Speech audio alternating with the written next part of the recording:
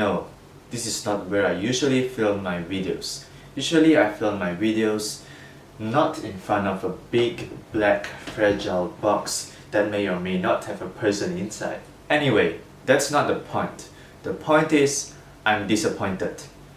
And the only thing that comes as close as the disappointment that is my life are movie sequels. Movie sequels disappoint me to an insane extent. There are so many bad movie sequels out there, but I'm talking about 5 movie sequels that disappoint me the most. At number 5 is going to be the second best exotic Marigold Hotel. That is a very long title and it's very grueling to pronounce and memorize that title, so I have no idea why somebody would name their movie that. But it's fine. Some good movies have bad titles, not this one. This movie is just as bad as the title makes it sound like. The first exotic Marigold Hotel movie, it was decent. I thought it was a good time and it was insightful to someone like me because it really shows me the problems and the drama that comes with old age. And I have never reached that point in my life yet, so it's nice to see problems that I may have to face in the future. It's informative, it's insightful, and the movie really respects the characters, although the characters that the movie are dealing with are old characters, but the movie treats them with a lot of respect. And there's also a great dose of British humor, and they are very well performed by British actors like Bill Nighy or Maggie Smith or even Dame Judi Dench. But this movie doesn't understand the appeal of the first movie at all. While the first movie was all about old people and their problems, their drama, this movie just completely forgets all of that. This movie gives these old people problems that are so petty, I just keep slamming my head at the wall. These old people, they get problems that are like, I like this girl, but I'm too shy to talk to this girl about it because I'm scared the girl will reject me. How is this a problem for an 80-year-old? This is a problem that could be applied to any age at all. This is a problem that could be applied to a 20-year-old or a 16-year-old. This makes this movie lose any sense of unique specialty that the first movie had. It's just a very cliched movie now because all of the drama in this movie, they are just petty romance dramas. And if I wanted to watch petty romance dramas, I would go out right now and just randomly click on a petty romance drama that's on Netflix right now. I don't have to watch this. I could watch some romance drama that has attractive young people in it that are probably also models. And the actors in this movie, all those great actors are back, but they don't really do much in this movie, especially Maggie Smith. Maggie Smith is one of the best parts of the original movie, but in this movie, all she does is just walk around. And sometimes she says a thing or two, but she doesn't really have to be there at all. The drama in this movie, so forced. They don't feel real at all. They just feel like drama for the sake of drama. And this movie is also very pretentious. The dialogue in this movie is so pretentious, it feels like what happens when a 7-year-old tries to write a book about life, and you get something like this. The first movie was also a little bit pretentious, but not to this extent. At number 4 is going to be Mary Poppins Returns. Mary Poppins is my favorite movie of all time. I have a soft spot for that movie, obviously because I like that movie so much. So when a sequel comes out, of course I have very high expectations for that sequel, and Mary Poppins Returns, I just don't get why this movie gets so good reviews, because I really think it's bad. It doesn't understand the spirit of the original Mary Poppins at all. It just doesn't understand that Mary Poppins is supposed to be a teacher. She's supposed to teach. She's supposed to help. She's supposed to be of assistance. She's not supposed to be a maid. This movie treats her like a maid. She just goes out there and help everybody and do stuff that nobody bothers to do. Also, the story in this movie is very cliched. It's just the most cliched family movie story ever. There's a banker, or the banker is the bad guy, and the banker has a big mustache, and the banker wants to take away this house. It's the most cliched family movie story ever. And there is such a betrayal of the very realistic but also very fantasized story of the original 1964 movie. I just don't like so many things from this movie. Also, I don't like that it doesn't know what it wants to be. It doesn't know if it wants to be a tribute or it wants to be something new, so it's stuck in the middle. For the entire runtime of the movie, it's just lost. It doesn't know what it wants to be. And number 3 is going to be Rambo 3.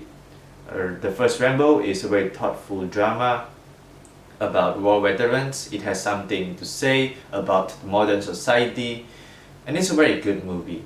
The second Rambo is just guns, guns, guns, muscle, guns. But that's why a lot of people like it, me included. I really liked the second Rambo movie. It doesn't have the thoughtfulness of the first movie, but it still had some slight characterization, and I liked the action sequences a lot. I thought they were very well filmed. The third movie doesn't have the drama of the first film or the action of the second film. It's pretty much just an entire movie, about 90 minutes of just saying how good United States is. Look, I get it. People have pride in their own country. I totally get it. The 007 movies, they also have pride in their own country, which is the UK. They also like their own country. They also talk about how good their country is. But the thing I don't like about Rambo 3 is that it kind of crosses the line, and at a point it just feels like propaganda. It just feels like the kind of travel agency advertisements. That's kind of what it feels like at this point. Because there is so much propaganda in this movie, a lot of the dialogue is just talking about how other countries are inferior and United States is the best country in the world, which just kind of makes my head turn. Sylvester Stallone is really good in the first 2 movies. He doesn't have much of facial expression, but he does show a lot of acting through his eyes. Like you can see the anger in his eyes, or the rage in his eyes, or even the compassion in his eyes sometimes. But in Rambo 3, his eyes are just empty. His acting in this movie is just so bad. He's like empty. His whole person doesn't feel like a character. And it also has to do with the writing, not just the acting. But his character feels more like a walking, talking gun. And in this movie, there's no suspense at all. In the first 2 movies, we always wonder if Rambo is going to survive this life or death situation. But in this movie, he never dies. He's just invincible. I mean, even if you drilled a hole through his balls, he would still survive because he's Rambo. And that completely kills all of the suspense that the first 2 movies had. There's really nothing that's worth watching in Rambo 3. Sometimes it's funny because of how bad it is, but that's about the extent of entertainment that you can get from this movie. At number 2 is going to be Terminator Salvation. Okay, now let's talk about so many things that are wrong with this movie, but I just recently talked about this movie in my Terminator video, so I'm just going to go through this really quickly. First of all, the acting by Sam Worthington. He's completely empty. He's just like Sylvester Stallone in Rambo 3. Both of them are completely empty. But Sam Worthington, really, he's really wooden. He's always the same face. And then the visuals are very ugly. The movie doesn't look interesting visually at all. Everything looks very grey, looks very dark, and it almost puts me to sleep. And then the story, there's virtually no story here. It's just a lot of action sequences. Problem is the action sequences are bad. They just look like computer generated action sequences. They don't look real at all. So those are the 3 main reasons why I hate Terminator Salvation so much. But mainly also because it comes after the first 3 Terminator movies. The number 1 most disappointing sequel of all time is Superman 3. This movie doesn't understand the first 2 movies, or even the character of Superman, or even just the logic of filmmaking. This movie doesn't understand anything. It's almost like it was made by aliens from another planet. Lois Lane and Lex Luthor both are significant characters in the Superman universe. Both of them are completely gone in this movie, poof, like fairy dust. And the only person that's remaining in this film is Superman himself, Christopher Reeves. Christopher Reeves is good, obviously. He is Superman. He is the best Superman. And this movie has only one good thing going for it, and that good thing is Christopher Reeves. Everything else is just complete junk. Richard Pryor is so annoying in this movie that it just feels more like an unfunny comedy than a superhero movie, which is what it's supposed to be. Then the villain in this movie is also so dumb. The villain is technology.